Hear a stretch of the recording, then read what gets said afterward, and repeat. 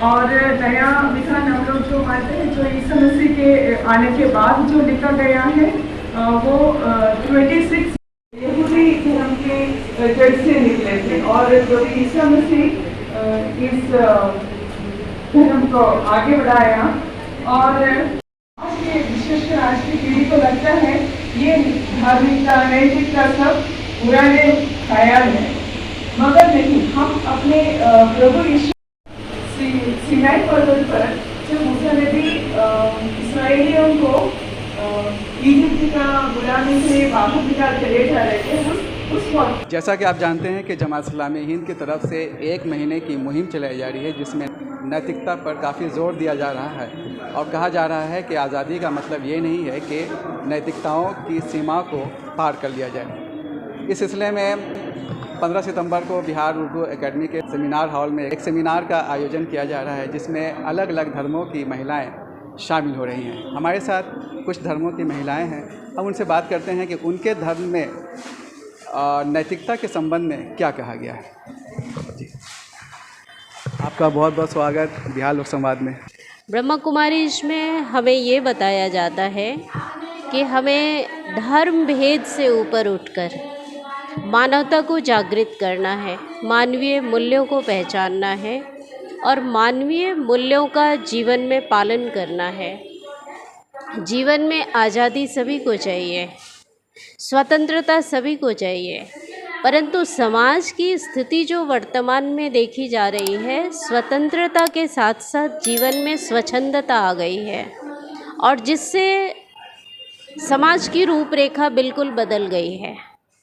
और जो हालातें अभी समाज की है, इसमें हम सबको आगे आकर के और अपने शक्तियों को, अपने गुणों को उपयोग करने की आवश्यकता है। वो सारे गुण और शक्ति हमारे अंतरात्मा में हैं। वर्तमान में देखा जाए वो सुसुप्त अवस्था में है और उसे जागृत करने की आवश्यकता है, उपयोग करने की आवश्यकता है और उन गुणों के साथ समाज को सहयोग देने की आवश्यकता है। और इसके लिए आज हम सभी यहाँ एकत्रित हुए हैं और हमारी शुभ कामना है कि निश्चित रूप से अपने इस उद्देश्य में सफल होंगे। आज का जो टॉपिक है नैतिकता, ये बहुत ही रेलिवेंट है, इसकी आवश्यकता है आज। इसलिए कि हम हिंदू धर्म में जो नैतिकता है वो हमारे आचरण को सुधारता है, उसके अनुसार ही हमको कार्य करने होते हैं। अगर हम नैतिकता का मर्यादा का पालन नहीं करें, उन मूल्यों को हम नहीं अपनाएं, तो हम बेविचारी हो सकते हैं, समाज का नक्शा तो बिगाड़ सकते हैं और एक जो अमन चैन के लिए शांतिपूर्वक समाज की स्थापना की जो बात करते हैं, वो बिना नैतिकता के संभव नहीं है। आप टीचर हैं और इस मॉडर्न एज में किसी भी महिला के बारे में जैसे ही कुछ कहा जाता है, उनके पहनावे को लेकर, उनके आचरण को लेकर, तो जो पुरुष समुदाय है उसके खिलाफ हंगामा मच जाता है। तो ऐसे हालत में आप नैतिकता को किस तरह से आप बंदिश में बांधेंगी? देखिए, जो समाज में बातें हो रही हैं वो उससे हम सहमत नहीं हैं, क्योंकि यह परवरिश की दोष है। ये मानसिकता ऐसी है, वो चाहे कपड़ा पहने ना पहने।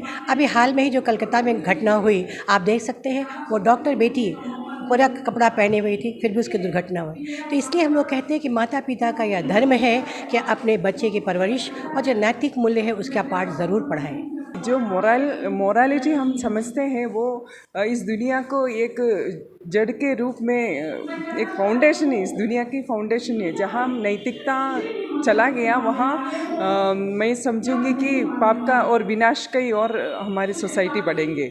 जहाँ नैतिकता नहीं है वहाँ अनैतिकता फैल जाएगी और हमारा समाज का ग्रस्त होते जा रहा है इसी की वजह से, जो क्योंकि हम अनैतिकता को साथ रहते हैं। ईसाई धर्म में क्या कहा गया है?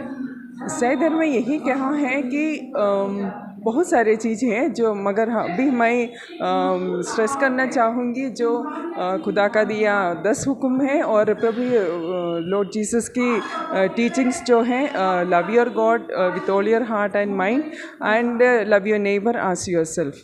उसका परिभाषा हिंदी में है, अपने खुदावंद ईश्वर को पूरा दिल से और तन से मन से प्रेम करो और अपने पड़ोसियों को भी अपने जैसे प्यार करो। सिख धर्म में नैतिकता को लेकर क्या कहा गया है? सिख धर्म में नैतिकता हमारे महिलाओं और पुरुषों के लिए समान है। एक दूसरे को एक अच्छे नज़रिए से देखना, अपने गुरु मर्यादा में रहकर अपने समाज में हो रही बुराइयों को दूर, और हमारे यहाँ सबसे बड़ी भावना होती है सेवा भावना। सेवा भावना से एक दूसरे के प्रति हम लोग अच्छा भाव रखते हैं। गरीबों के हेल्प करना, सबसे बड़ी सबसे पहले अपना प्रोटेक्शन करना सबसे बड़ी बात है।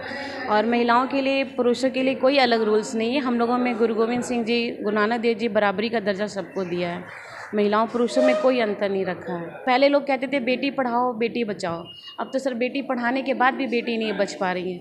इसमें सबसे बड़ी कमी हमें ये लगती है सर कि हम लोगों को सेल्फ डिफेंस के लिए हर स्कूल में स्पोर्ट्स से रिलेटेड बच्चे को फिजिकली मेंटेन रखना होगा। अपने आप में मतलब शक्ति होनी चाहिए कि हम सामने वाले के लिए जो वो एक्शन ले रहा है उसके भी हम रिएक्शन दे सकें। अगर लोगों को ऐसा संस्कार देना चाहिए, अपने फिजिकली को स्ट्रांग रखना चाहिए।